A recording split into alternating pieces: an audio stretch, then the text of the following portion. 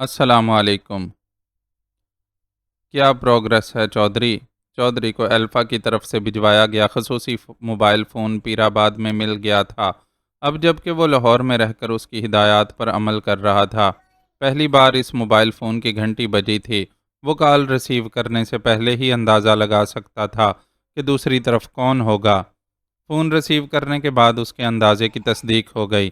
دوسری طرف الفا اپنے مخصوص حاکمانہ اور اکھڑ لہجے میں اس سے مخاطب تھا۔ حکم چلانے والے چودھری کو اس کا یہ لہجہ سخت ناگوار گزرتا تھا، لیکن برداشت کرنے کے سوا کوئی چارہ بھی نہیں تھا۔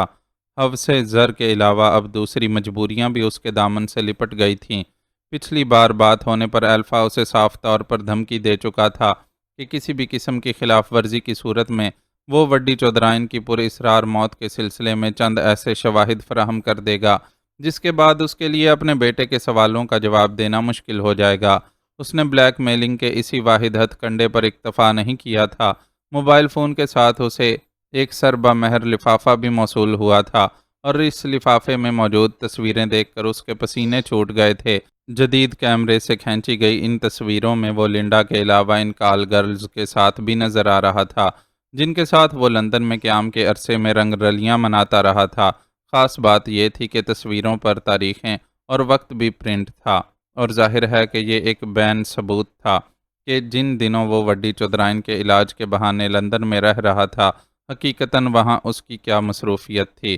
تصویروں کے ساتھ کوئی خط وغیرہ موجود نہیں تھا، نہ ہی اس سے فون پر ان کے متعلق کچھ کہا گیا تھا، لیکن وہ تصویریں خود چیخ چیخ کر اعلان کر رہی تھیں کہ چودھری افتخار عالم شاہ تمہارے پر کاٹ دیے گئے ہیں، اس لیے اب اڑنے یا اڑنے کی کوشش نہ کرنا۔ پروگریس بہت اچھی ہے جناب، کارخانے کی حفاظت کا معقول انتظام کر لیا گیا ہے۔ میرے ذاتی ملازمین کے علاوہ تربیت یافتہ گارڈز بھی موجود ہیں۔ مارکیٹ میں بھی میں نے تیزی سے روابط قائم کر لیے ہیں، اور کئی ایسے لوگوں سے مل بیٹھنے میں کامیاب ہو گیا ہوں جو ہمارے بزنس میں شامل ہونے کے لیے تیار ہیں۔ اس نے اپنی کارکردگی کی رپورٹ پیش کی۔ حقیقی معنوں میں آج پہلی بار وہ مکمل طور پر زیر ہو کر بات کر رہا تھا، ورنہ اس سے قبل لالچ میں مبتلا ہونے کے باوجود کہیں نہ کہیں یہ خیال بھی دل میں موجود رہتا تھا کہ جب چاہے ان کے مال کو ٹھوکر مار کر خود کو ان سے الگ کر سکتا ہے، لیکن اب اسے اندازہ ہو گیا تھا کہ وہ کسی صورت ان کے چنگل سے نہیں نکل سکتا۔ گڈ، تم اچھے جا رہے ہو۔ مقامی منڈی میں تمہاری کارکردگی سے میں بھی مطمئن ہوں، لیکن تمہیں اصل کام مال کو بیرون ملک ایکسپورٹ کرنے کے سلسلے میں کرنا ہوگا۔ مقامی منڈی میں تو میں تمہیں پہلے بھی بتا ہی چکا ہوں کہ میرے آدمی آلریڈی کام کر رہے ہیں۔ الفا کا لہجہ قدرے نرم ہو گیا، البتہ اپنی گفتگو سے وہ اس پر یہ ظاہر کرنے میں ضرور کامیاب ہو گیا تھا کہ وہ اس کی طرف سے بے خبر نہیں ہے۔ جو کچھ وہ کر رہا ہے اس سے اچھی طرح واقف ہے، اور یہ بات چودھری کے لیے تشویش کا باعث تھی۔ وہ اندازہ نہیں لگا سکتا تھا کہ وہ کس حد تک زیر نگرانی ہے، اور اس کی کون کون سی سرگرمیاں ان لوگوں کے علم میں ہیں یا آتی رہیں گی۔ ہمیں کن ممالک میں مال ایکسپورٹ کرنا ہوگا؟ سارے وسوسے اور اندیشے اپنے آپ تک محدود رکھتے ہوئے اس نے کام کا سوال کیا۔ امریکہ، ہمارا اصل ہدف یونائٹڈ اسٹیٹ آف امریکہ ہے۔ الفا کے جواب نے اس کے چھکے چھڑا دیے۔ دوسرے ملکوں کا معاملہ الگ تھا، لیکن امریکن ایئرپورٹس پر جس سختی سے چیکنگ کی جاتی تھی، وہاں سے مال نکالنا بہت مشکل تھا۔ یہ تو بہت مشکل کام ہے، اس کے لیے تو خصوصی تربیت یافتہ اور تجربہ کار ایجنٹس کی ضرورت ہوگی، اور مجھے افسوس ہے کہ میرے پاس ایسے لوگ نہیں ہیں۔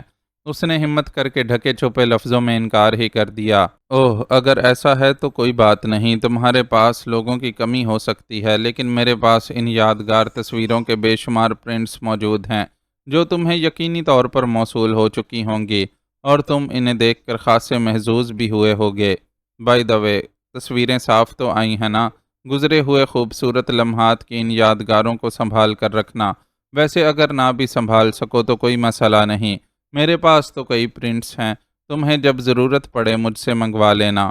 وہ بڑے میٹھے لہجے میں اسے چھید رہا تھا۔ میں نے آپ کو انکار نہیں کیا ہے مسٹر الفا۔ اس کے سامنے موجود ہوتا تو وہ اپنا شملہ اتار کر اس کے قدموں میں رکھ دیتا۔ اب یہ نہیں معلوم کہ مغربی تہذیب کا پروردہ الفا شملہ قدموں میں رکھنے کا مطلب سمجھتا بھی تھا یا نہیں۔ مشکلات کا رونا نہیں رویا جاتا، عقل سے کام لے کر ان کا حل نکالا جاتا ہے۔ اس بار میں تمہیں ایک ترکیب بتا دیتا ہوں، آئندہ کے لیے تم اپنا دماغ خود لڑانا۔ اس نے سرد لہجے میں جواب دیا، پھر ذرا سے توقف کے بعد بات جاری رکھتے ہوئے بولا، ہیروئن کی ترسیل کے لیے تم بچوں کے ڈائپرز استعمال کر سکتے ہو۔ عام طور پر ان ڈائپرز کی اندرونی سطح سفید ہی ہوتی ہے۔ تمہیں ایک ایسے ماہر کاریگر کی خدمات حاصل کرنی ہوں گی جو ڈائپرز کے جاذب مٹیریل کی جگہ مہارت سے ہیروئن کا صفوف بچھا سکے۔ اس سلسلے میں احتیاط یہ کرنی ہوگی کہ اس بات کا خیال رکھا جائے کہ ہیروئن کی مقدار ایک حد سے تجاوز نہ کرے، ورنہ بڑا ہوا وزن شکوک کو جنم دے سکتا ہے۔ 50 پیسز والا کسی بھی کمپنی کا تیار کردہ ڈائپرز کا پیک اس کام کے لیے کافی ہوگا۔ کیریئر کے طور پر تمہیں کسی ایسی عورت کا انتخاب کرنا ہوگا جس کا 6 ماہ سے لے کر 2-2.5 سال تک کا بچہ اس کے ساتھ سفر کر سکے۔ ایسی عورت ڈائپرز کا یہ پیک اپنے سفری بیگ میں بآسانی لے جا سکتی ہے۔ پیک کو کھلا ہی رہنے دینا اور اوپر کے چند ڈائپرز کو ان کی اصلی حالت میں رکھنا۔ کسی بہت حفاظت سے پیک کی گئی چیز کے مقابلے میں کھلا ہوا پیک کسٹم والوں کو اپنی طرف کم متوجہ کرے گا۔ کسٹم پر موجود بوگیر کتوں سے بچنے کے لیے سفری بیگ میں تیز خوشبو والے پرفیوم کی ایسی بوتل رکھی جا سکتی ہے جو معمولی سی چٹکی ہوئی ہو۔ کاسمیٹک کے دیگر سامان کے ساتھ موجود ایسی بوتل کے بارے میں یہی سمجھا جائے گا کہ سامان رکھنے اتارنے میں بوتل چٹک گئی ہے، لیکن ہمارا کام ہو جائے گا اور تیز خوشبو بوگیر کتوں کو ڈاج دینے میں کامیاب رہے گی۔ الفا کی بتائی ہوئی ترکیب سن کر چودھری اش کر اٹھا۔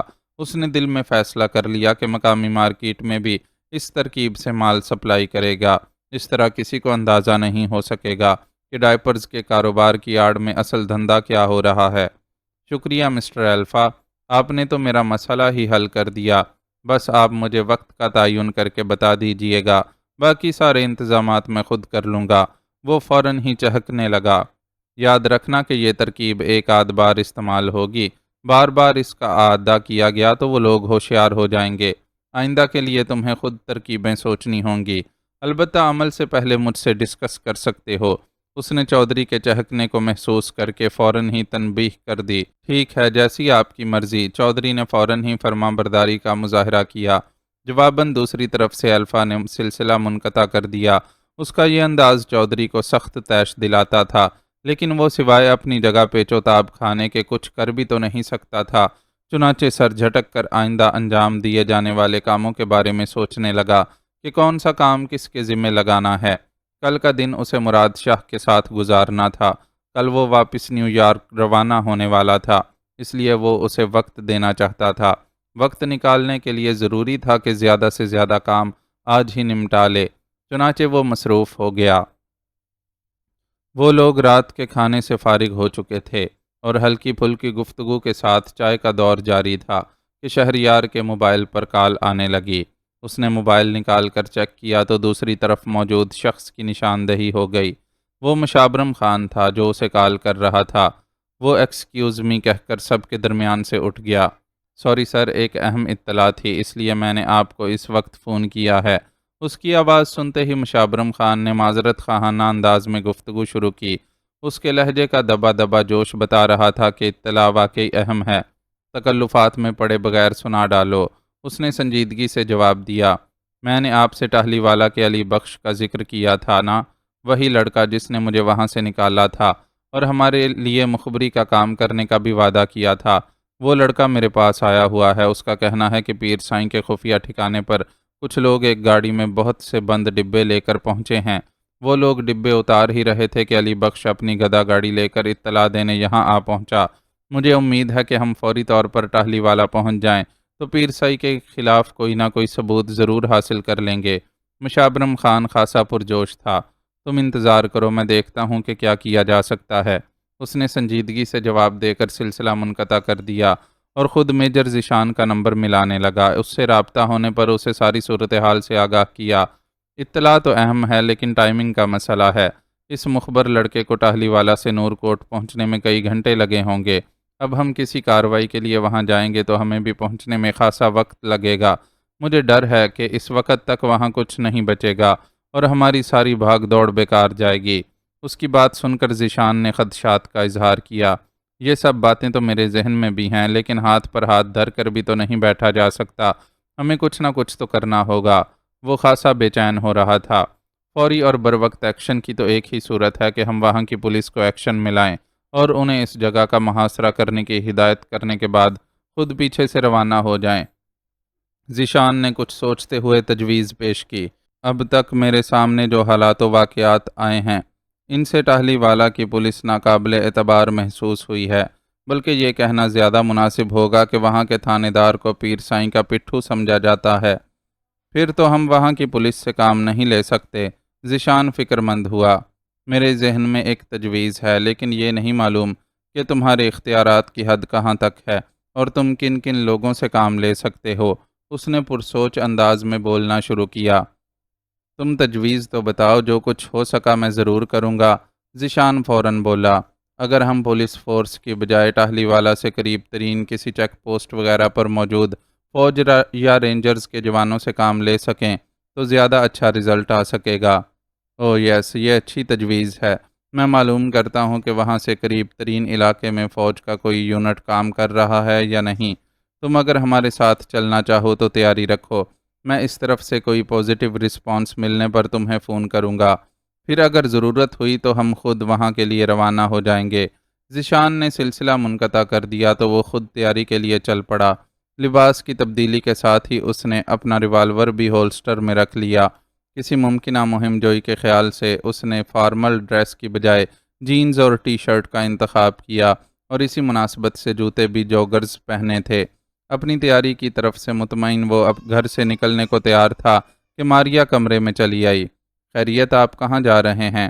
اس کی تیاری دیکھ کر اس نے حیرت سے دریافت کیا۔ ضروری کام ہے، ایک دوست سے ملنے جا رہا ہوں، اس نے مختصر جواب دیا۔ آپ کی تیاری سے تو کچھ عجیب سا احساس ہو رہا ہے۔ میں نے پہلے تو کبھی آپ کو دوستوں سے اس حلیے میں ملاقات کے لیے جاتے ہوئے نہیں دیکھا۔ ماریا نے فوراً ہی اعتراض جوڑا، تو وہ دل میں خود کو ہی کوس کر رہ گیا۔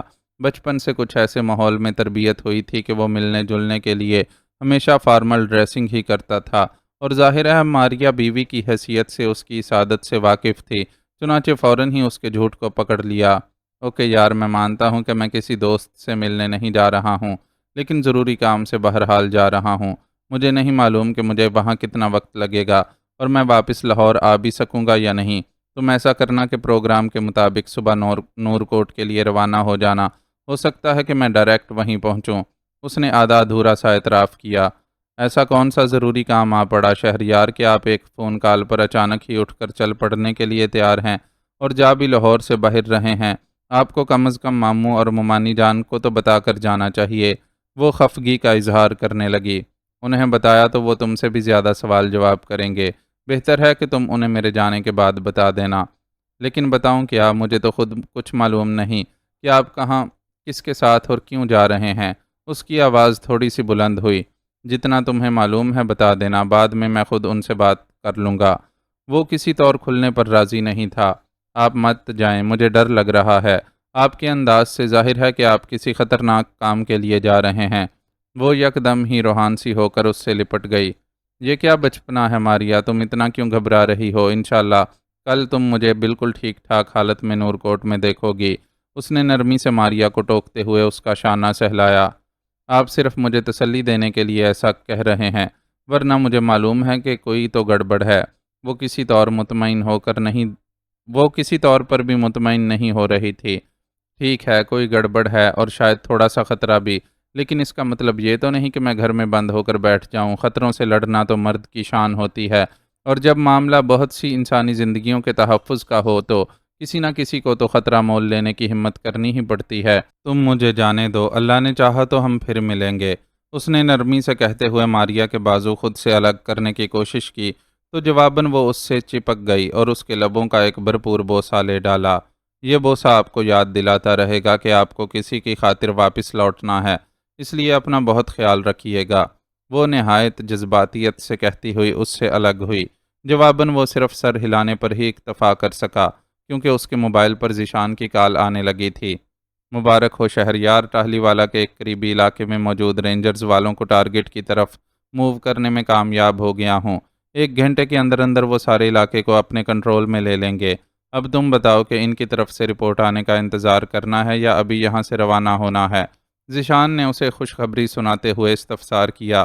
میں تو فوری روانگی چاہتا ہوں کیونکہ مجھے کچھ نہ کچھ کامیابی ملنے کا پورا یقین ہے، اس نے جواب دیا۔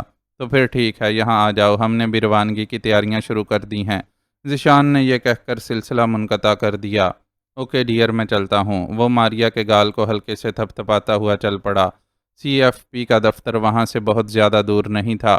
اسے وہاں تک پہنچنے میں 20 منٹ سے بھی کم وقت لگا۔ یہ ایک 5 منزلہ عمارت تھی جس کے گراؤنڈ فلور پر سی ایف پی کا دفتر تھا، جبکہ باقی عمارت میں دیگر مختلف نوعیت کے دفاتر تھے۔ سر نیچے اپنے دفتر میں ہیں، آپ بھی وہیں چلے جائیں۔ وہ دفتر پہنچا تو ایک شخص نے اس کا تعارف سننے کے بعد اسے اطلاع دی۔ اس وقت اسے معلوم ہوا کہ گراؤنڈ فلور پر واقع اس دفتر کے علاوہ زیر زمین بھی تعمیر کی گئی ہے اور وہاں بھی سی ایف پی والوں کا قبضہ ہے۔ اہلکار کی رہنمائی پر سیڑھیاں اتر کر نیچے جاتے ہوئے اس نے فوراً ہی محسوس کر لیا کہ دفتر کا یہ حصہ ساؤنڈ پروف ہے اور یقیناً سی ایف پی کی اصل سرگرمیوں کا مرکز بھی۔ ممکن تھا کہ وہ مشکوک افراد سے معلومات کے حصول کے لیے بھی اس حصے کو استعمال کرتے ہوں۔ زیر زمین موجود عمارت کے اس ساؤنڈ پروف حصے میں اگر کسی پر سخت جسمانی تشدد بھی کیا جاتا تو اس کی چیخیں باہر سنائی نہیں دیتی۔ سیڑھیاں اترتے ہوئے اس کا ذہن بہت تیزی سے یہ سب سوچ رہا تھا۔ اب معلوم نہیں کہ وہی اپنی سوچوں میں بہت زیادہ مگن تھا یا نیچے سے اوپر کی طرف تیزی سے بڑھتا وہ سیاہ پوش اہلکار بے پرواہی کا مرتکب ہوا تھا جو ان دونوں کا تصادم ہو گیا۔ تصادم شدید تھا، اسے اپنے قدم ڈگمگاتے ہوئے محسوس ہوئے، لیکن خیر گزری کے سیاہ پوش نے اپنے ساتھ ساتھ اسے بھی سنبھال لیا اور سوری سر کہتا ہوا تیزی سے آگے بڑھ گیا۔ یہ سب اتنے مختصر دورانیے میں ہوا تھا کہ وہ اس کی شکل بھی ڈھنگ سے نہیں دیکھ سکا۔ نیچے پہنچتے ہی اس کا ذیشان سے سامنا ہو گیا، وہ بھی چست سیاہ لباس میں ملبوس تھا۔ اچھا ہوا تم آ گئے، ہم بس نکلنے ہی والے ہیں، گاڑی بالکل تیار ہے، وہ اس سے مصافحہ کرتا ہوا بولا اور پھر اپنے ساتھ ہی لے کر آگے بڑھتا چلا گیا۔ ذیشان کے ساتھ ساتھ چلتا وہ ارد گرد کا بھی جائزہ لیتا جا رہا تھا۔ کافی وسیع اور ریز رقبے پر قائم دفتر کے اس حصے میں متعدد بند دروازے نظر آ رہے تھے۔ دروازوں کے پیچھے کیا تھا وہ نہیں جانتا تھا، لیکن اتنا اندازہ ضرور لگا سکتا تھا کہ وہ لوگ خاصے منظم طریقے سے کام کر رہے ہیں۔ ذیشان اسے اپنے ساتھ جس جگہ لے گیا وہ ایک بڑا گیراج تھا جہاں بیک وقت 3 سے 4 گاڑیاں کھڑی ہو سکتی تھیں۔ اس وقت بھی وہاں 2 گاڑیاں موجود تھیں، ایک پراڈو اور دوسری لینڈ کروزر۔ اس وقت لینڈ کروزر کے دروازے کھلے ہوئے تھے اور اس کی ڈرائیونگ سیٹ کے علاوہ پچھلی سیٹیں بھی آباد نظر آ رہی تھیں۔ آ جاؤ، ذیشان نے کھلے دروازے سے اندر بیٹھتے ہوئے اس سے کہا۔ ان دونوں کے اندر بیٹھتے ہی لینڈ کروزر حرکت میں آ گئی۔ وہاں کی سچویشن کو تو رینجرز والے کنٹرول کر لیں گے۔ میں احتیاطاً اپنے ساتھ یہ 3 بندے لے جا رہا ہوں تاکہ ہم اپنے طور پر جو کچھ کرنا چاہیں آسانی سے کر سکیں۔ لینڈ کروزر خمدار چڑھائی سے گزر کر عمارت کے پچھلے حصے سے باہر نکل رہی تھی جب ذیشان نے اسے بتایا۔ اس نے جواباً تفہیمی انداز میں سر ہلا دیا۔ مشکل سے 5 منٹ ہی ان کا سفر خاموشی سے گزرا ہوگا کہ پچھلی سیٹ پر موجود 2 افراد میں سے ایک ذیشان سے مخاطب ہوا۔ ٹہلی والا سے کال آ رہی ہے سر، لاؤ بات کراؤ۔ ذیشان نے فوراً اس سے سیٹ لے لیا اور بات کرنے لگا۔ اس کی گفتگو سے اندازہ ہوا کہ دوسری طرف رینجرز کا کوئی ذمہ دار ہے جو اپنے ٹہلی والا کے قریب پہنچنے کی اطلاع دینے کے بعد مزید ایکشن کے لیے اجازت لے رہا ہے۔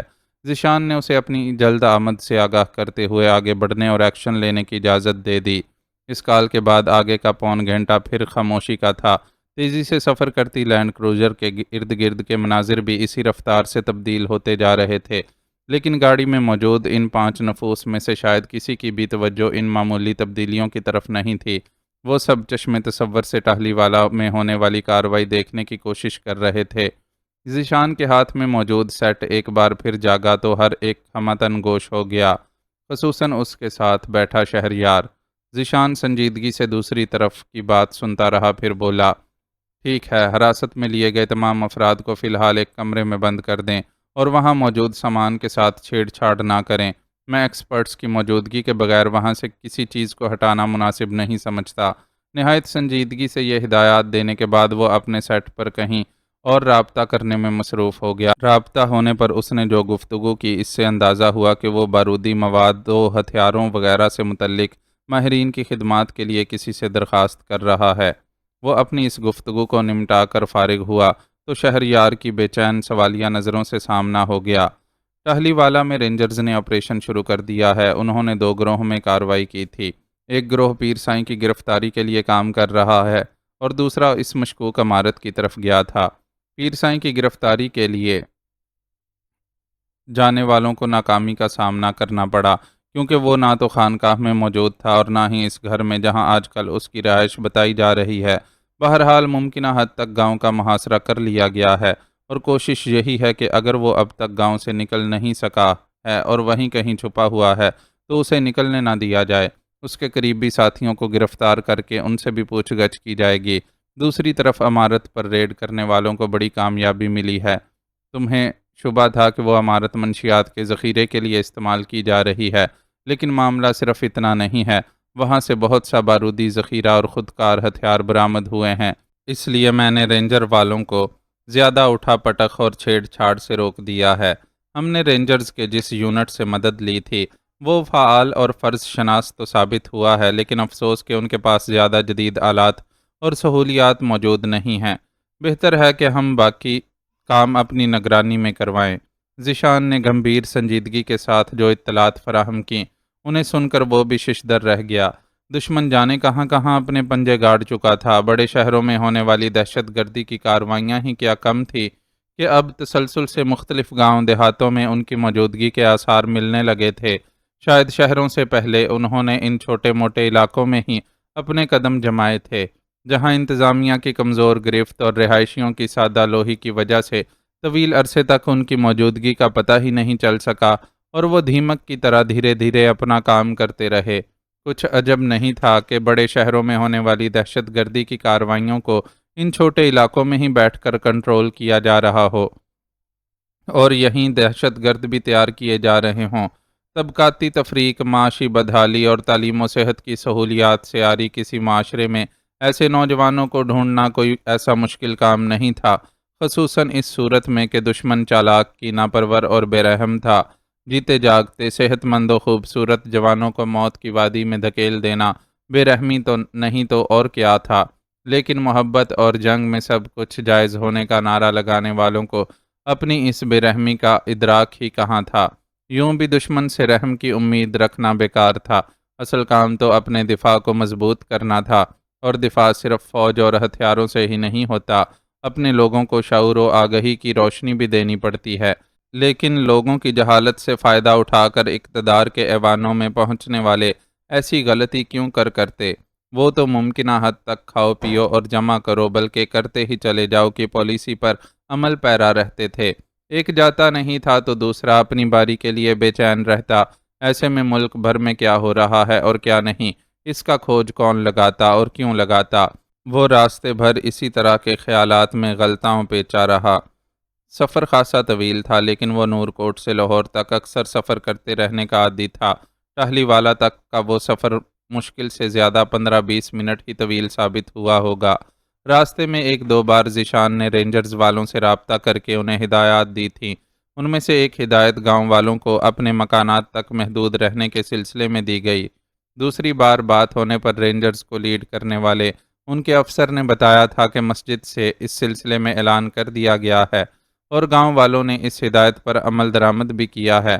دوسرے مرحلے میں گھر گھر تلاشی کا کام شروع کر دیا گیا تھا، تاکہ اگر پیر سائیں اپنے کسی چیلے کے ساتھ کسی گھر میں روپوش ہو تو اسے بازیافت کیا جا سکے۔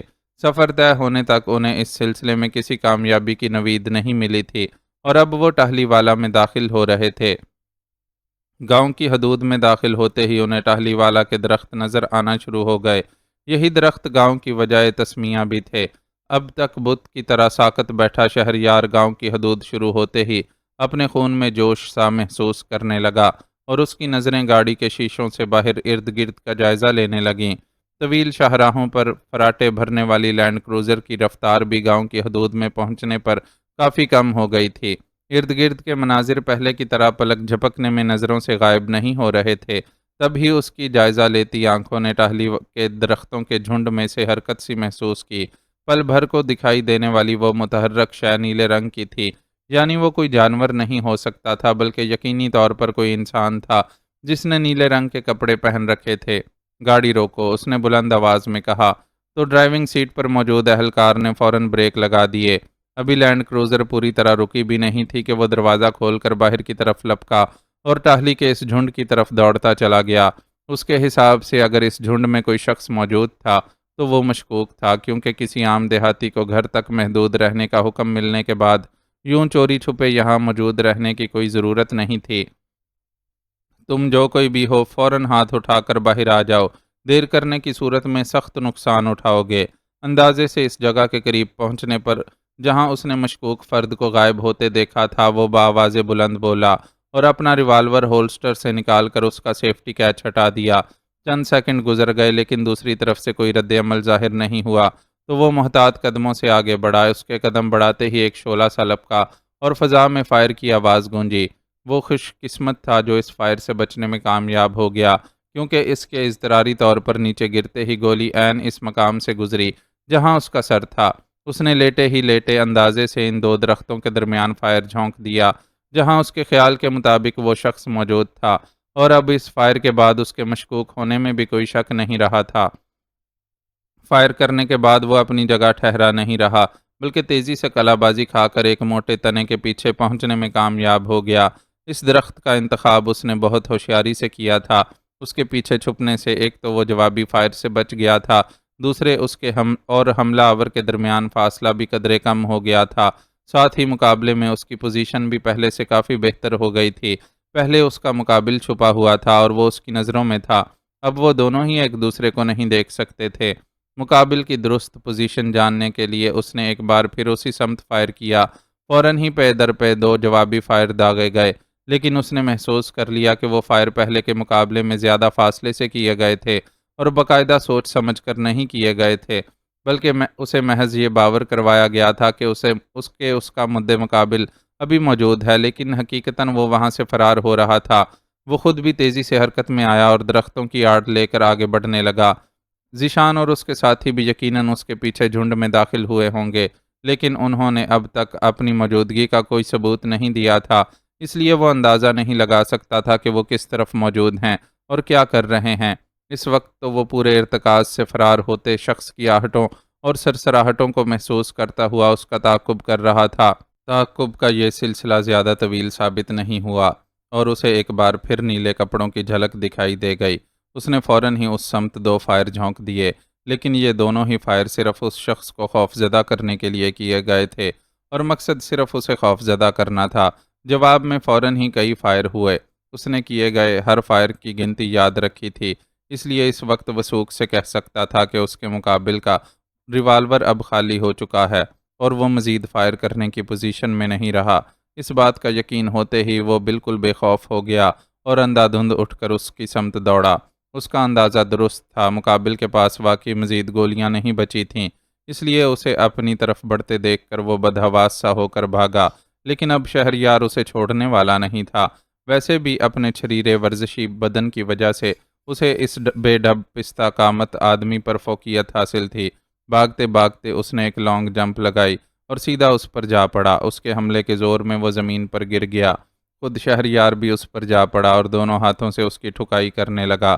بدحواس آدمی نے پہلے 3-4 وار تو خاموشی سے سہ لیے، پھر وہ بھی اپنے بچاؤ کے لیے حرکت میں آیا اور شہریار کی گردن اپنے دونوں ہاتھوں میں دبوچ لی۔ بے شک وہ پھرتیلا نہیں تھا، لیکن اس کے موٹے جسم میں بلا کی طاقت تھی۔ شہریار کو یوں لگا کہ اس کی گردن کسی آہنی شکنجے میں پھنس گئی ہو۔ وہ دونوں ہاتھوں کی مدد سے اپنی گردن کے گرد موجود اس شکنجے کو ڈھیلا کرنے کی کوشش کرنے لگا، لیکن موٹی موٹی انگلیوں والے بے ڈھب ہاتھ تو جیسے کسی طاقتور سلوشن کی مدد سے اس کی گردن سے چپک گئے تھے اور لمحہ بلمحہ اس کے لیے سانس لینے کے عمل کو دشوار بناتے جا رہے تھے۔ اس نے اس شکنجے سے خود کو آزاد کروانے کی آخری ترکیب کے طور پر اپنے جسم کی تمام تر توانائی کو یکجا کیا اور دائیں ٹانگ کا گھٹنا آگے کی طرف موڑ کر پوری قوت سے مقابل کی ناف پر دے مارا۔ اس کا یہ وار کارگر ثابت ہوا اور موٹے ٹھگنے نے تڑپ کر اس کی گردن چھوڑ دی۔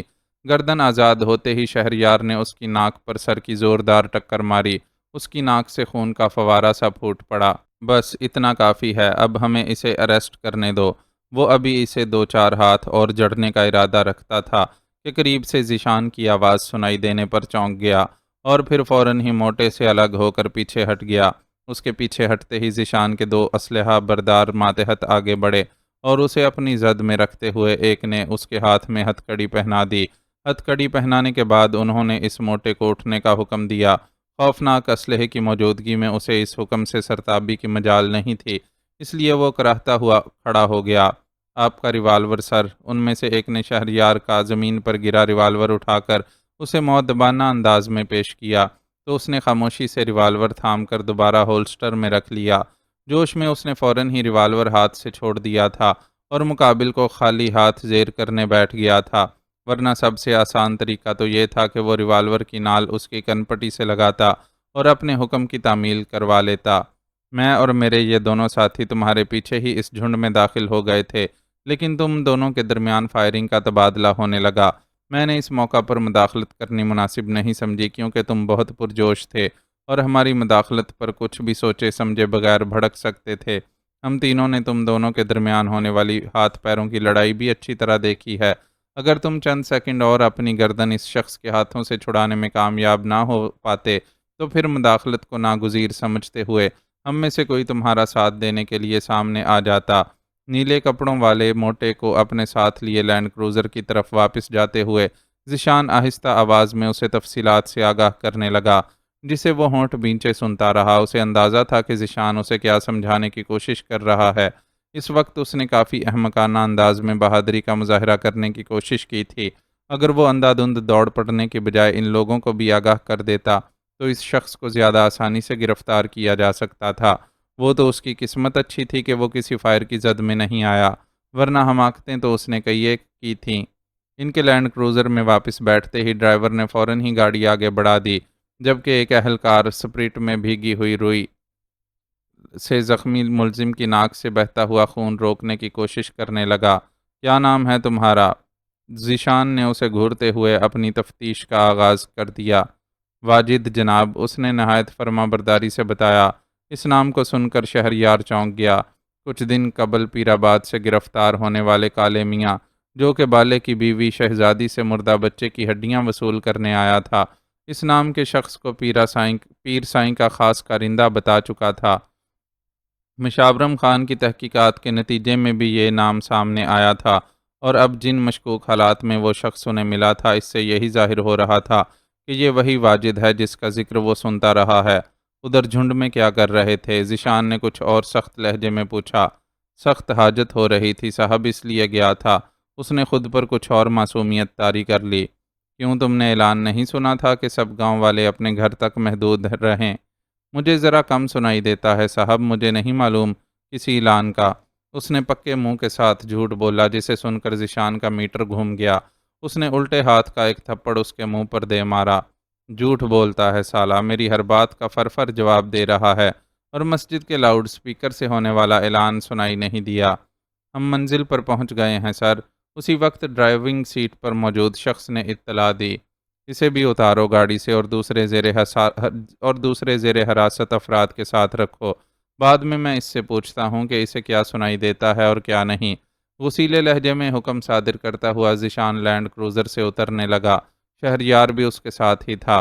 واجد نام کا یہ شخص اہم ہے اور پہلے ہی مشتبہ افراد کی فہرست میں شامل ہے، اس نے ذیشان کو دھیمی آواز میں آگاہ کیا، جس پر اس نے محض سر ہلایا اور رینجرز کے کمانڈ کرنے والے افسر کی طرف متوجہ ہو گیا، جو اس کے استقبال کے لیے پیش قدمی کر چکا تھا۔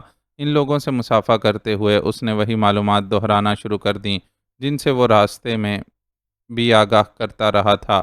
ان معلومات میں محض اتنا اضافہ ہوا تھا کہ رینجرز کے جوان مختصر آبادی والے اس گاؤں کے بیشتر مکانات کی تلاشی لے چکے تھے، لیکن کہیں سے بھی پیر سائیں کو برآمد نہیں کیا جا سکا۔ معلومات کے اس تبادلے کے بعد وہ انہیں اپنے ساتھ عمارت کے اندر لے گیا۔ اسیب زدہ مشہور اس عمارت کے ایک کمرے میں گتے کے چند چھوٹے ڈبوں کے ساتھ لوہے کی بڑی بڑی پیٹیاں رکھی ہوئی تھیں۔ گتے کے 2-3 ڈبوں کے علاوہ لوہے کی ایک پیٹی کھلی ہوئی تھی۔ وہ دیکھ سکتے تھے کہ گتے کے ڈبوں میں سفید صفوف کی پڑیاں موجود ہیں، جبکہ پیٹی میں بارودی مواد کا ذخیرہ تھا۔ منشیات اور اسلحے کے اس تباہ کن ذخیرے کو یکجا دیکھ کر وہ سب ہی اپنے اندر سنسنی سی محسوس کرنے لگے۔ یقینی سی بات تھی کہ پیر سائیں کے نام سے مشہور وہ شخص کسی خطرناک دشمن ملک کا ایجنٹ تھا جو روحانی پیشوا کے بحروپ میں اپنا گھناؤنا کام سر انجام دے رہا تھا۔ اس پیر سائیں کو ہر حال میں گرفتار ہونا چاہیے آفیسر، اصل بندہ وہی ہے، وہ ہمارے ہاتھ نہیں آئے گا تو کچھ حاصل نہیں ہوگا۔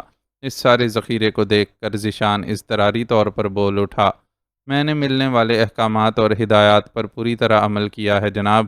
اگر وہ بندہ یہاں ہوتا تو میں ضرور اسے گرفتار کرنے میں کامیاب ہو جاتا، لیکن اس کا تو پورے گاؤں میں کہیں کوئی نام و نشان نہیں ہے۔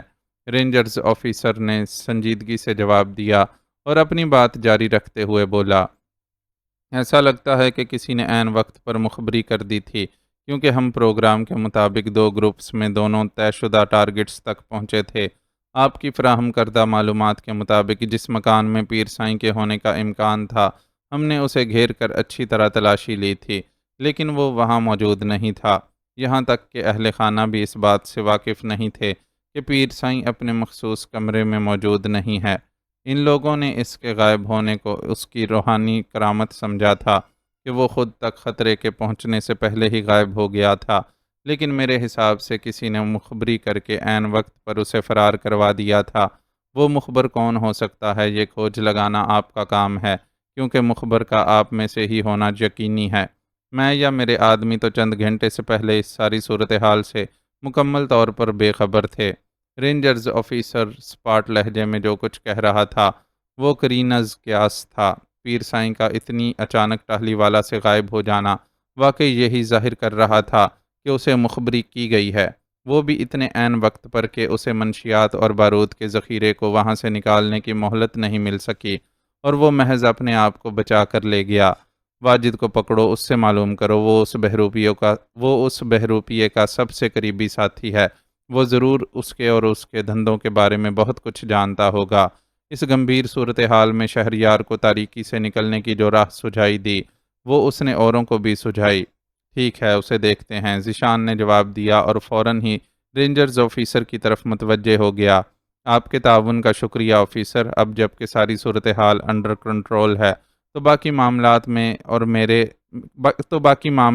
اور میرے ساتھی خود دیکھ لیں گے۔ اس کے انداز سے صاف ظاہر تھا کہ اب وہ آگے کے معاملات میں رینجرز والوں کی شمولیت نہیں چاہتا۔ اوکے، میں اپنے جوانوں کے ساتھ یہاں سے روانہ ہو جاتا ہوں۔ وہ اس کا اشارہ بھانپ کر جانے کے لیے تیار ہو گیا۔ ایک بار پھر تھینک یو سو مچ، ذیشان نے اس سے ہاتھ ملایا۔ شہریار نے بھی اس کی تقلید کی۔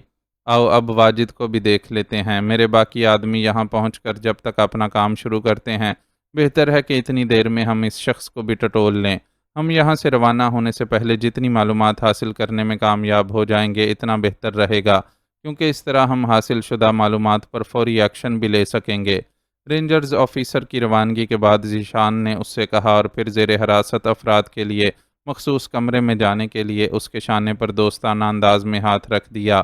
ہاتھ رکھتے ہی وہ بری طرح چونکا اور اس کے شانے کو بغور دیکھتے ہوئے اس کی ٹی شرٹ پر چپکی کسی ہم رنگ شے کو انگوٹھے اور شہادت کی انگلی کی مدد سے الگ کیا۔ شہریار ششدر سا اس منظر کو دیکھتا رہ گیا۔ شہریار نے حیرت سے ذیشان کے ہاتھ میں موجود شے کو دیکھا۔ وہ کیکڑے کی شکل کی ایک چپٹی سی شے تھی جسے ذیشان نے اس کی شرٹ پر سے اکھاڑا تھا۔ اس شے کی رنگت اس کی ٹی شرٹ جیسی ہی تھی، اس لیے پہلی نظر میں اسے وہاں دیکھا نہیں جا سکتا تھا۔ ذیشان بھی اگر اس کے شانے پر ہاتھ رکھنے کے نتیجے میں محسوس ہونے والے ابھار پر غور نہ کرتا تو اسے اس شے کی وہاں موجودگی کا احساس نہیں ہوتا۔ شہریار خود اس شے کی موجودگی پر حیران اور پریشان تھا کہ آخر اس نے اس کی ٹی شرٹ تک کیسے اور کب رسائی حاصل کی۔ اپنی اس الجھن میں اس نے ذیشان سے کچھ کہنا چاہا، لیکن اس نے ہونٹوں پر انگلی رکھ کر اسے خاموش رہنے کا اشارہ کیا اور خود اس کیکڑے نما شے کا غور سے جائزہ لیتا رہا۔ آخرکار 1.5-2 منٹ کے جائزے کے بعد وہ کسی نتیجے پر پہنچ گیا اور ایک گہری سانس لیتے ہوئے اس سے بولا، تم قیدیوں والے کمرے کی طرف چلو شہریار، میں ابھی 2 منٹ میں وہاں آتا ہوں۔ شہریار کچھ نہ سمجھتے ہوئے بھی اس کی ہدایت پر عمل پیرا ہوا اور اس کمرے کا رخ کیا جہاں دوسرے کئی افراد کے ساتھ ساتھ واجد کو بھی قید کیا گیا تھا۔ اس کمرے کے دروازے پر اب رینجرز کے کسی اہلکار کی بجائے ان کے ساتھ آیا ہوا CFP کا اہلکار موجود تھا۔ اس کے اشارے پر اس نے کمرے کا دروازہ کھول دیا۔ کمرے میں 8 افراد بند تھے جن کے ہاتھ پیروں کو رسیوں کی مدد سے باندھ کر انہیں بے بس کر دیا گیا تھا۔ ہم بے قصور ہیں صاحب، ہمیں آپ نے یہاں کیوں بند کر دیا ہے؟ اسے اندر آتا دیکھ کر ان میں سے ایک فرد نے تیز لہجے میں کہا تو شہریار نے زبان سے کچھ کہنے کے بجائے اسے سخت نظروں سے گھورا۔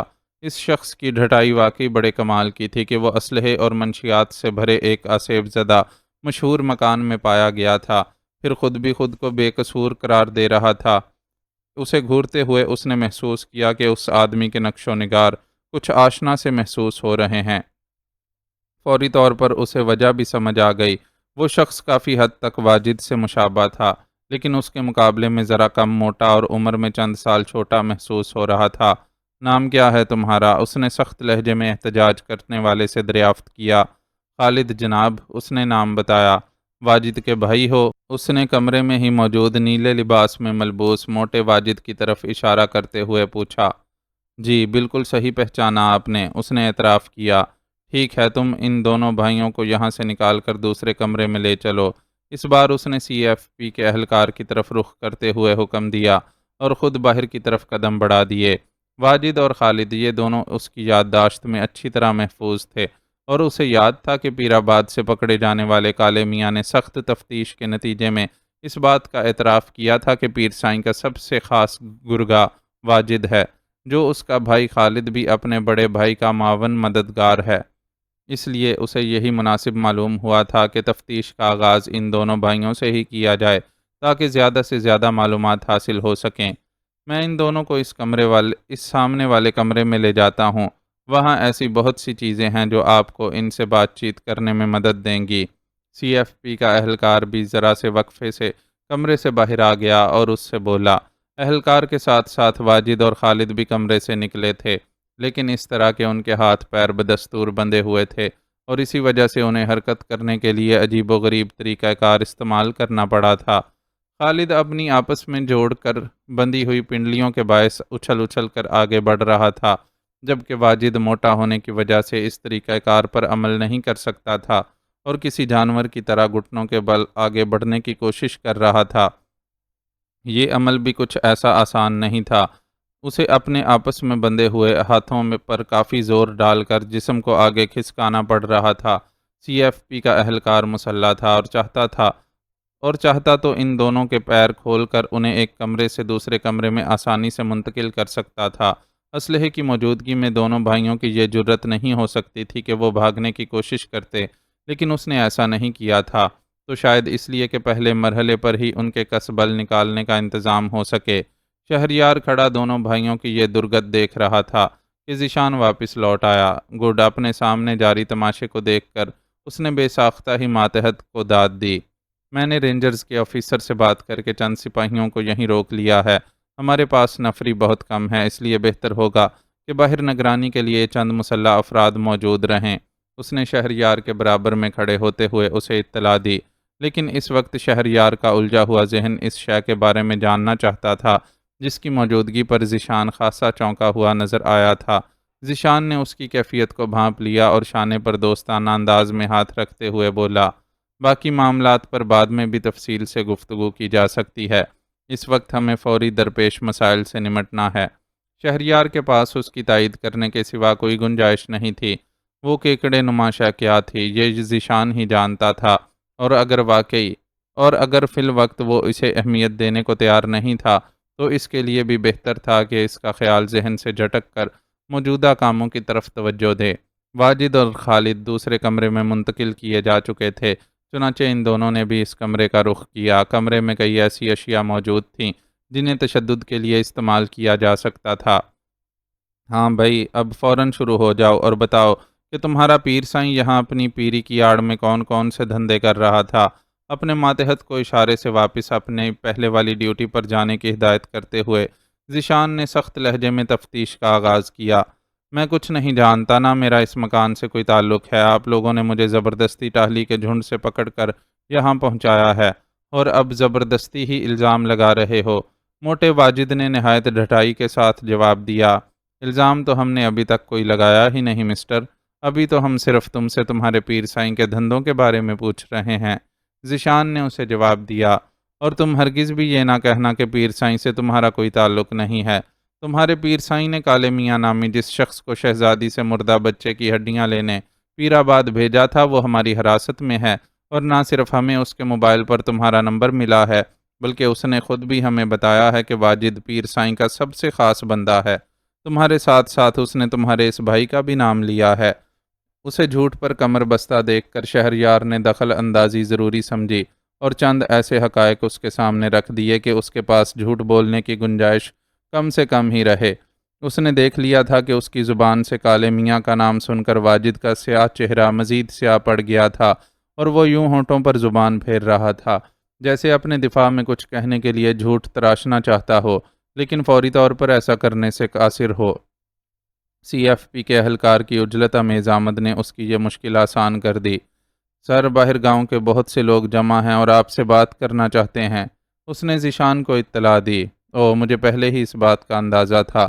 اطلاع سن کر وہ دھیرے سے بڑبڑایا اور پھر اپنے ماتحت سے بولا، ہم لوگ ابھی آتے ہیں۔ باہر پہرے پر جو سپاہی ہیں انہیں پیغام دے دو کہ ہجوم کو مکان سے دور ہی رکھیں، لیکن ایسی کوئی حرکت نہیں کریں کہ لوگ مشتعل ہو جائیں۔ Okay sir. ماتحت فوراً واپس پلٹ گیا۔ میں ابھی باہر والوں سے نمٹ کر آتا ہوں۔ تم دونوں بھائی اس مہلت سے فائدہ اٹھا کر سوچ لو کہ تمہیں سیدھے طریقے سے ہمارے سامنے حقائق اگلنے ہیں یا ہم اپنے طریقہ کار سے تمہاری زبانیں کھلوائیں۔ یہ بات بہرحال یاد رکھنا کہ سچ تمہیں اگلنا ہی ہوگا۔ اپنی کھال بچا کر آسانی سے اگل دو گے تو اپنا ہی بھلا کرو گے، ورنہ ہمارے لیے تمہاری زبانیں کھلوانا کچھ مشکل نہیں ہے۔ ماتحت کے باہر نکلنے کے بعد اس نے واجد اور خالد کی طرف دیکھتے ہوئے نہایت شفاف لہجے میں یہ سب کہا اور پھر شہریار کو اپنے ساتھ آنے کا اشارہ کرتے ہوئے باہر نکل گیا۔ مکان کے ارد گرد رینجرز کے چوکس جوان پھیلے ہوئے تھے اور کچھ فاصلے پر وہ ہجوم تھا جو ان لوگوں سے ملنے آیا تھا۔ وہ لوگ تعداد میں کافی زیادہ تھے لیکن وردی پوش مسلح رینجرز اہلکاروں کی وجہ سے قابو میں تھے، ورنہ بصورت دیگر مکان پر ہلہ بھی بول سکتے تھے۔ ذیشان نے شاید ایسے ہی کسی خطرے کے پیش نظر ان جوانوں کو روک لیا تھا۔ آپ میں سے صرف 3 افراد آگے آئیں اور جو کچھ کہنا چاہتے ہیں کہہ دیں۔ دروازے سے ذرا آگے جا کر کھڑے ہوتے ہوئے ذیشان نے دبنگ لہجے میں حکم صادر کیا، جس پر ہجوم میں ذرا دیر کے لیے کھلبلی سی مچی اور پھر 3 مرد آگے بڑھے۔ یہ تینوں ہی عمر رسیدہ تھے اور چہرے مہرے اور لباس سے خوشحال محسوس ہو رہے تھے۔ ہم آپ سے یہ پوچھنا چاہتے ہیں کہ ہمارے پنڈ میں کیا ہو رہا ہے؟ ہمیں معلوم ہوا ہے کہ آپ لوگ پیر سائیں کی گرفتاری کے لیے آئے ہیں اور ان کے نام ملنے پر شریف صاحب کو ان کے گھر سے گرفتار کر لیا ہے۔ شریف صاحب کے علاوہ پنڈ کے اور بھی کچھ لوگ آپ کی قید میں ہیں۔ آپ کے سپاہیوں نے گھر گھر تلاشی لے کر ہم سب کی بے عزتی کی ہے۔ ہم سب عزت دار لوگ ہیں، کوئی چور اچکے نہیں کہ ایسا برتاؤ برداشت کر سکیں۔ ہمارے نوجوان بہت غصے میں ہیں لیکن ہم نے صرف سرکاری وردی کے احترام میں انہیں قابو میں رکھا ہوا ہے۔ یہاں جو کچھ ہو رہا ہے آپ اس کے بارے میں وضاحت دیں، ورنہ جوشیلے نوجوان ہمارے قابو سے بھی باہر بھی ہو سکتے ہیں۔ 3 میں سے ایک باریش شخص نے گفتگو کا سلسلہ شروع کیا تو آخر میں اس کا لہجہ دھمکی آمیز ہو گیا۔ ذیشان نے اس کا یہ انداز محسوس کرنے کے باوجود نظر انداز کر دیا اور ٹھہرے ہوئے لہجے میں بولا، بزرگوار، جو کچھ ہوا اس کے لیے مجھے افسوس ہے۔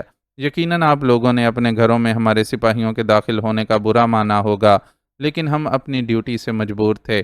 ہمارے پاس اطلاع تھی کہ یہاں ایک مشکوک ملک دشمن آدمی پیر سائیں کا بہروپ بھر کر اپنی مجرمانہ سرگرمیوں میں مصروف ہے، اس لیے ہمیں اس شخص کی گرفتاری کے لیے یہ آپریشن کرنا پڑا۔ ہمیں شریف صاحب کے گھر میں اس کی موجودگی کی اطلاع ملی تھی، لیکن ہمارے پہنچنے سے پہلے ہی وہ وہاں سے فرار ہو گیا۔ شریف صاحب کو ہم نے صرف شبے میں گرفتار کیا ہے، اگر تفتیش کے بعد وہ بے قصور ثابت ہوئے تو انہیں رہا کر دیا جائے گا۔ میرے خیال میں اب آپ یہ بھی سمجھ گئے ہوں گے کہ ہمیں آپ کے گھروں کی تلاشی کیوں لینی پڑی۔ ہمیں شک تھا کہ مفرور مجرم کو آپ میں سے اس کے کسی عقیدت مند نے اپنے گھر میں پناہ نہ دے رکھی ہو، اس لیے بحالت مجبوری ہمیں آپ لوگوں کی خانہ تلاشی لینی پڑی۔ یہ بکواس ہے، تم پیر سائیں پر جھوٹا الزام لگا رہے ہو۔ وہ اللہ کے نیک بندے ہیں، اسی لیے تو اللہ نے تمہارے ناپاک قدموں کے یہاں پہنچنے سے پہلے ہی انہیں خبردار کر دیا۔ اس کی بات ختم ہوتے ہی ان تینوں میں سے ایک، جو شاید عمر میں ان سب سے چھوٹا تھا، جوش سے چلایا، مجھے ایسا کوئی جھوٹ بولنے کی قطعی ضرورت نہیں ہے، نہ ہی میں اور میرے سپاہی اتنے فارغ ہیں کہ فضول معاملات میں اپنی ٹانگ اڑائیں۔ ہم نے پکی مخبری پر یہاں ریڈ کیا تھا اور اب ہمارے پاس ایسے ٹھوس ثبوت ہیں جنہیں دیکھنے کے بعد آپ ہمیں جھٹلا نہیں سکتے۔ میں آپ لوگوں کے اطمینان اور گاؤں کے معصوم لوگوں کے ذہنوں پر سوار عقیدت کی اندھی اینک اتارنے کے لیے آپ کو بھی وہ ثبوت دکھانے کے لیے تیار ہوں۔ آپ میرے ساتھ اندر چل کر دیکھ سکتے ہیں کہ یہاں کیا کچھ موجود ہے۔ ذیشان ایک جھٹکے سے مڑ گیا۔ وہ تینوں بھی لمحہ بھر تو تذبذب کا شکار نظر آئے، پھر اس کے پیچھے چل پڑے۔ ان کے ساتھ اندر کی طرف جاتا ہوا شہریار دل ہی دل میں ذیشان کی فہم و فراست کو سراہ رہا تھا۔ اتنے بڑے ہجوم سے چند سپاہیوں اور اسلحے کے زور پر نمٹنا واقعی مشکل تھا، کیونکہ وہ جانتے تھے کہ وہ سب لوگ معصوم اور بے گناہ ہیں اور صرف اندھی عقیدت اور وقتی اشتعال کے تحت سامنے آ کھڑے ہوئے ہیں۔ ان میں سے اگر ایک فرد کو بھی گولی ماری جاتی تو یہ ظلم ہوتا۔ چنانچہ ان سے نمٹنے کے لیے سب سے بہترین راستہ وہی تھا جو ذیشان نے اختیار کیا تھا۔ یہ اسلحے اور بارود کا ڈھیر آپ لوگ یہاں دیکھ سکتے ہیں۔ ان آتشی ہتھیاروں کے علاوہ یہاں اس سفید صفوف کا بھی ذخیرہ ہے جو لوگوں کو ہتھیاروں سے بھی زیادہ مہلک اور دردناک موت سے ہمکنار کر سکتا ہے۔ گولی کھا کر مرنے والا تو صرف ایک بار میں مر جاتا ہے، لیکن نشے کی لعنت میں مبتلا لوگوں کا حال تو آپ لوگ بھی اچھی طرح جانتے ہوں گے۔ نشئی آدمی نہ صرف اپنی صحت، دولت اور عزت گنواتا ہے، بلکہ اس کے ساتھ ساتھ اس کا پورا خاندان بھی برباد ہو جاتا ہے۔ آپ کے درمیان پیر سائیں کا بہروپ دھار کر رہنے والا سفاک درندہ لوگوں میں یہی موت بانٹ رہا تھا۔ مجھے یقین ہے کہ اپنی آنکھوں سے اتنا سب کچھ دیکھ لینے کے بعد اب آپ کے پاس اعتراض کی کوئی گنجائش نہیں ہوگی۔ ان تینوں کو منشیات اور بارود کے ذخیرے سے بھرے کمرے میں لے جا کر ذیشان نے بلند آواز میں بولنا شروع کر دیا۔ وہ ایک محب وطن پاکستانی تھا جو حقیقتاً اس وقت اپنے ہم وطنوں کی بے وقوفی اور جاہلانہ عقیدت مندی پر سخت غصے میں تھا، لیکن باہر اس نے محض اس لیے خود کو قابو میں رکھا تھا کہ بات بڑھنے کی بجائے سنبھل جائے۔ یہ سب تو ٹھیک ہے جناب، لیکن اس سے یہ کیسے ثابت ہو سکتا ہے کہ پیر سائیں کا ان سب چیزوں سے کوئی تعلق ہے؟ یہ مکان تو آصف زدہ مشہور تھا اور پیر سائیں کبھی اس مکان میں نہیں آئے۔ وہ تو اپنی خانقاہ سے بھی بہت کم باہر نکلتے تھے۔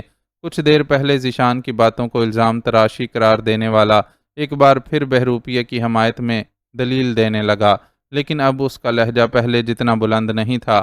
پیر سائیں یہاں نہیں تو کیا ہوا؟ اس کے آدھے درجن سے زیادہ خاص مرید تو یہی ہے نا؟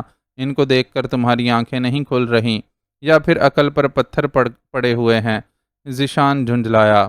ایک منٹ، میرے خیال میں ہم ان کے رہے سہے شکوک و شبہات دور کرنے کا انتظام کر سکتے ہیں۔ یہ اگر ہمارا کہا نہیں مان رہے تو واجد اور خالد کی زبان سے حقائق سن کر ضرور یقین کر لیں گے۔ اس موقع پر شہریار نے دخل اندازی کی اور پھر براہ راست ان تینوں سے مخاطب ہوتے ہوئے بولا، آپ تینوں ہمارے ساتھ آئیں۔ وہ انہیں اس جگہ سے باہر لے کر اس کمرے تک پہنچ گیا جہاں واجد اور خالد کو رکھا گیا تھا۔ اندر پیر سائیں کے سب سے خاص بندے واجد اور خالد موجود ہیں۔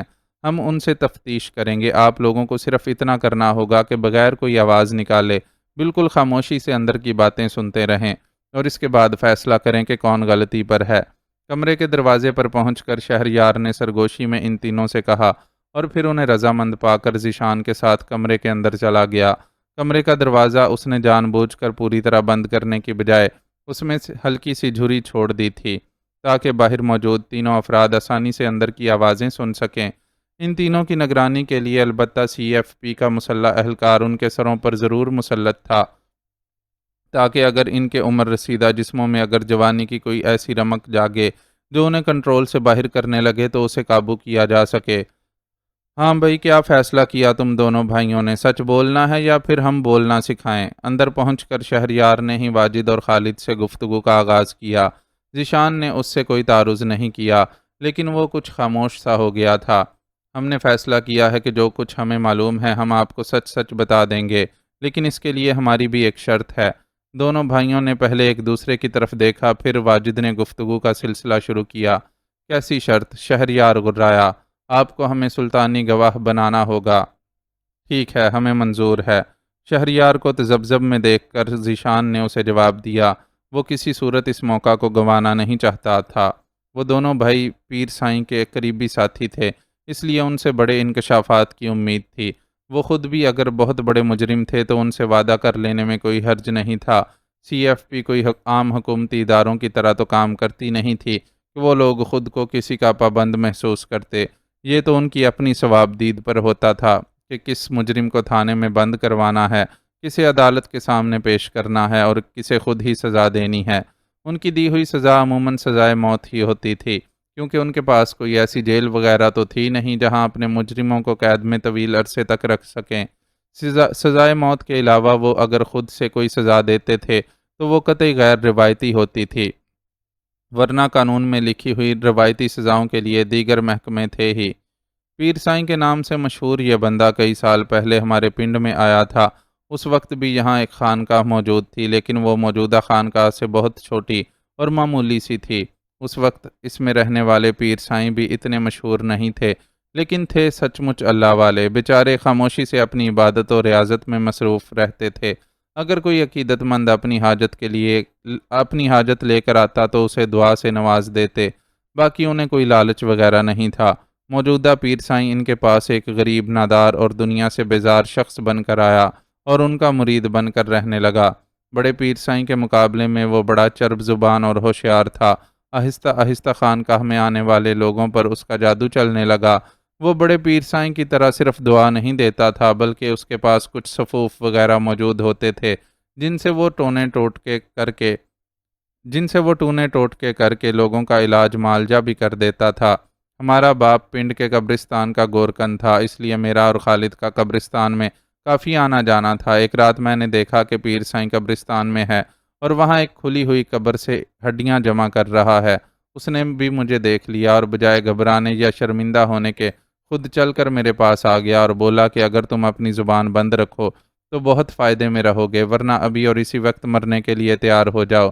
مجھے یہ دھمکی دیتے ہوئے اس نے اپنے میلے کچیلے کپڑوں میں سے پستول نکال لیا۔ پستول دیکھ کر میں ڈر گیا کہ اگر میں نے اس کی گل نہ مانی تو وہ مجھے قتل کر دے گا۔ پھر میں تھا بھی غریب گھر کا بندہ، ہمیں ڈھنگ سے پیٹ بھر کر کھانا بھی نہیں ملتا تھا۔ میں نے سوچا کہ اگر اس کی گل مان کر مجھے 4 پیسے مل گئے تو میرا بھلا بھی ہو جائے گا اور جان بھی بچ جائے گی۔ ویسے بھی وہ قبرستان سے پرانی گلی سڑی ہڈیاں ہی تو لے رہا تھا، جس سے کسی کا کیا بگڑنا تھا۔ میں نے اس کی گل ماننے کی حامی بھر لی۔ وہ میرا جواب سن کر بہت خوش ہوا اور بولا، یہ تو نے اپنے حق میں بڑا چنگا فیصلہ کیا ہے۔ تو دیکھنا کہ آنے والے دنوں میں کیا سے کیا ہو جاؤں گا، اور اگر تو نے اس وقت بھی میرا ساتھ دیا تو عیش کرے گا۔ عیش؟ مجھ سے یہ کہنے کے بعد اس نے مجھے تھوڑی سی رقم بھی دی اور قبرستان سے چلا گیا۔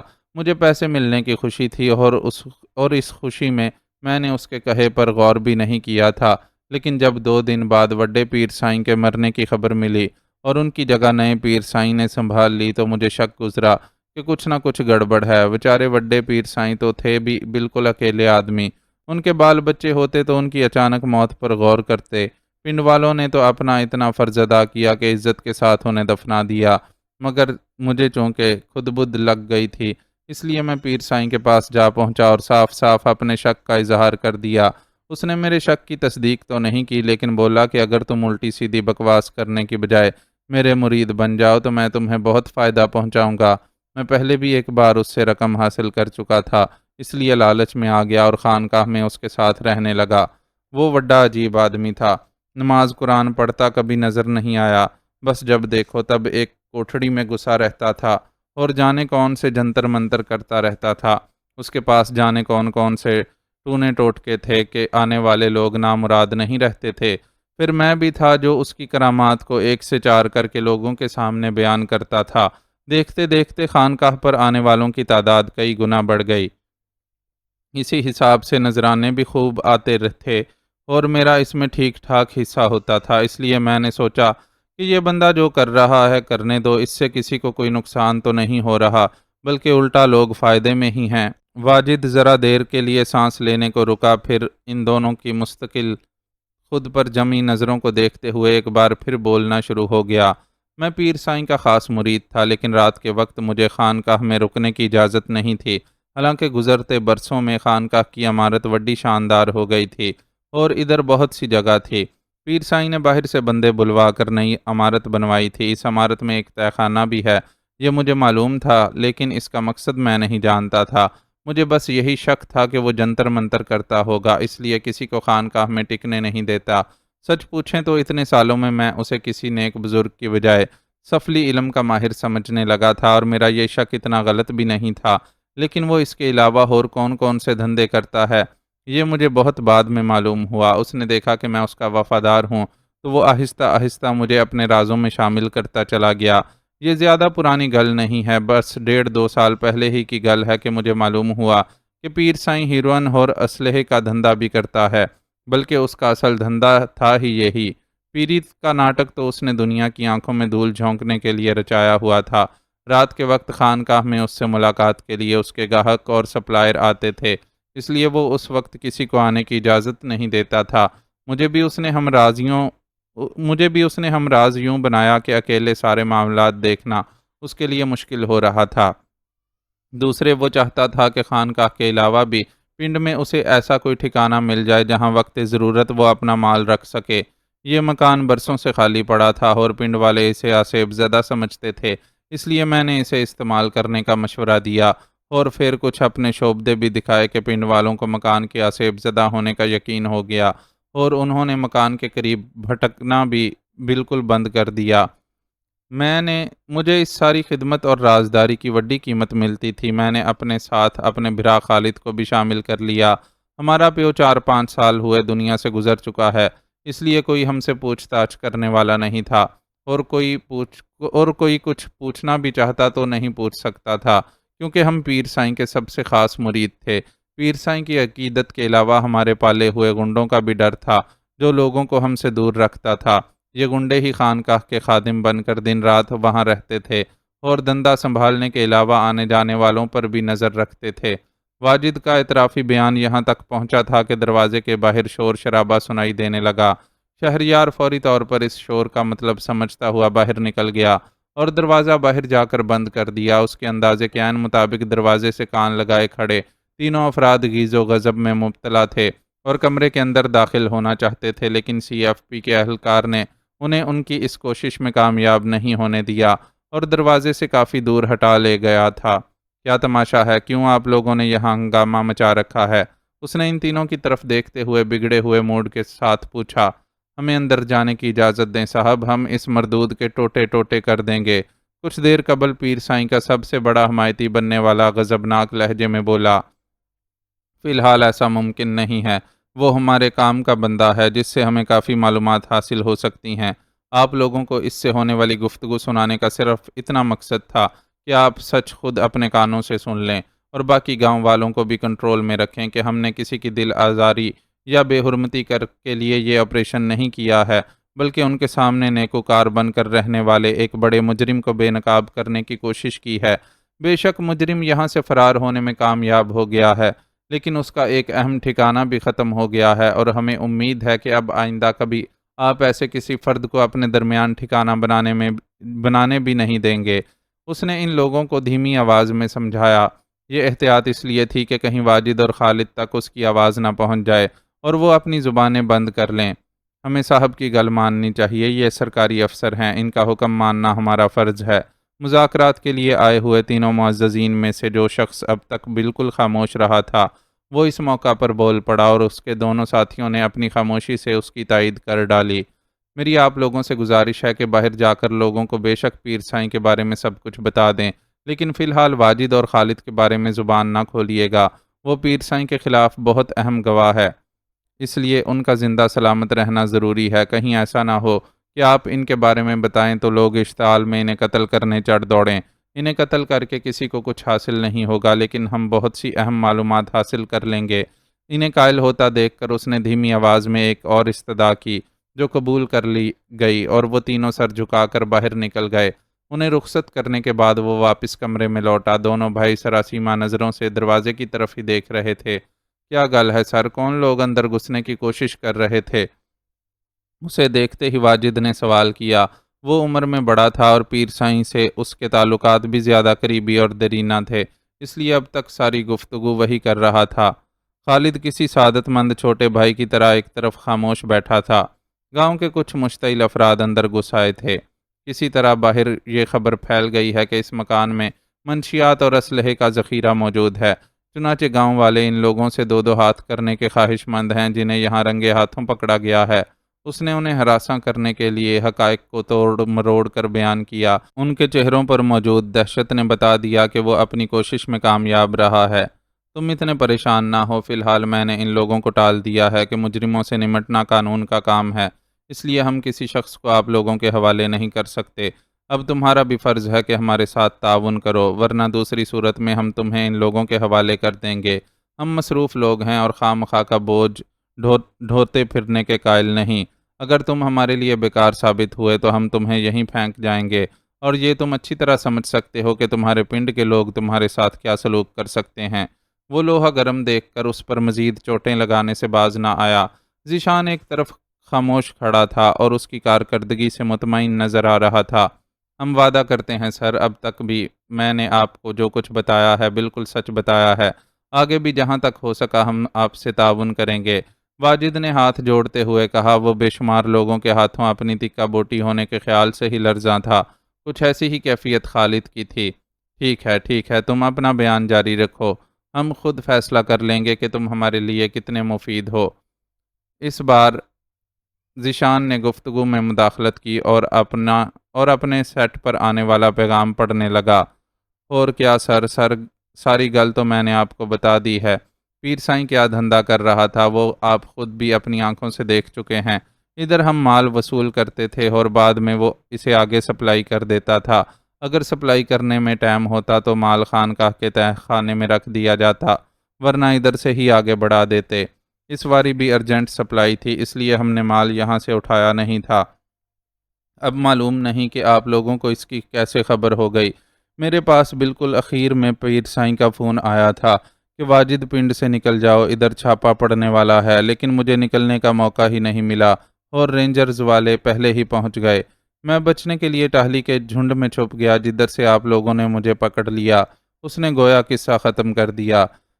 تمہارا پیر سائیں یہاں سے کب فرار ہوا تھا اور کیسے؟ رینجرز والوں نے تو پنڈ میں داخل ہوتے ہی اس مکان پر ریڈ کیا تھا جہاں وہ ٹھہرا ہوا تھا، لیکن انہیں اس کا کوئی نام و نشان نہیں ملا۔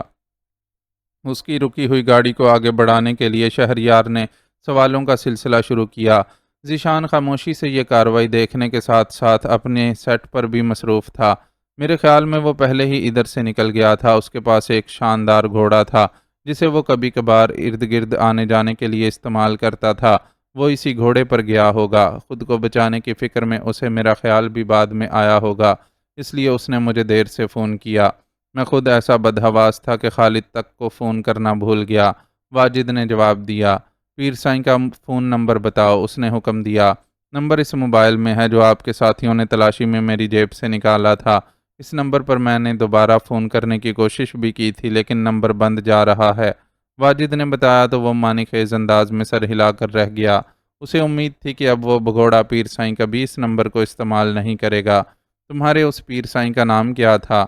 معلوم نہیں جی، نام اس نے کبھی بتایا نہیں۔ بڑے پیر سائیں کی زندگی میں خود کو فقیر کہلواتا تھا، پھر پیر سائیں بن کر بیٹھ گیا۔ سب اسے یہی کہتے تھے اور اس نے کبھی پوچھنے پر بھی اپنا نام نہیں بتایا تھا۔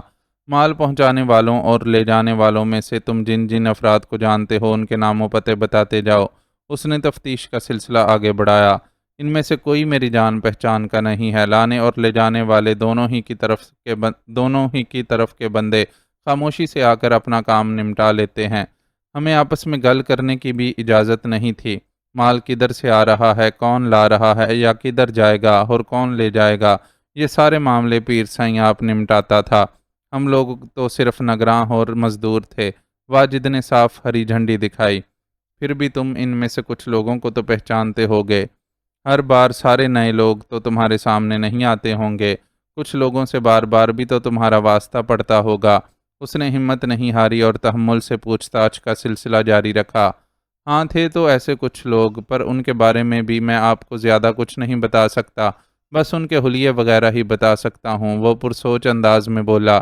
ٹھیک ہے، ابھی رہنے دو، یہ باتیں ہم تم سے بعد میں تفصیل سے پوچھیں گے، تم اپنا ذہن بنا لو۔ اس کے مزید تفصیلات میں جانے سے پہلے ذیشان نے گفتگو میں دخل دیا، پھر شہریار کی طرف رخ کرتے ہوئے بولا۔ ہمارے آدمی یہاں پہنچ چکے ہیں، ان کے ساتھ ہر طرح کے ماہرین بھی موجود ہیں۔ ہمیں پہلے ان کے ساتھ مل کر یہاں کے معاملات نمٹانے ہوں گے۔ ان لوگوں سے باقی تفتیش ہم بعد میں اپنے مرکز پہنچ کر کریں گے۔ Okay as you wish. وہ فوراً پیچھے ہٹ گیا۔ تھوڑی ہی دیر میں وہاں سی ایف پی کے اہلکاروں کی کارروائیاں شروع ہو گئیں۔ ان کے کرنے کے لیے وہاں بے شمار کام تھے جنہیں وہ نہایت مستعدی اور برق رفتاری سے نمٹا رہے تھے۔ ذیشان بھی ان کے ساتھ مصروف تھا اور مختلف ہدایات جاری کر رہا تھا۔ اس دوران میں اس کا اپنے افسران بالا سے بھی وقتاً فوقتاً رابطہ ہوتا رہا تھا اور وہ انہیں بھی یہاں کی رپورٹس پہنچا رہا تھا۔ اس موقع پر شہریار کو ایک طرف ہو جانا پڑا۔ وہ کتنا ہی محب وطن اور وفادار سہی لیکن سی ایف پی کا ملازم نہیں تھا، اس لیے اس کا براہ راست ان کے معاملات میں دخل دینا مناسب بھی نہیں تھا۔ وہ بس خاموش تماشائی بنا وہاں ہونے والی کارروائیاں دیکھتا رہا اور دل ہی دل میں ان کے نظم و ضبط اور مہارت کو سراہتا رہا۔ تقریباً 1 گھنٹے کے اندر انہوں نے وہاں اپنی کارروائی مکمل کر لی اور واپسی کی تیاری کرنے لگے۔ ہیروئن اور اسلحے وغیرہ کا سٹاک رینجرز کی نگرانی میں روانہ کیا گیا۔ ان چیزوں کو ٹھکانے لگانا انہی لوگوں کے ذمہ تھا۔ اس ذخیرے کو پکڑنے کا کریڈٹ بھی انہیں ہی ملتا۔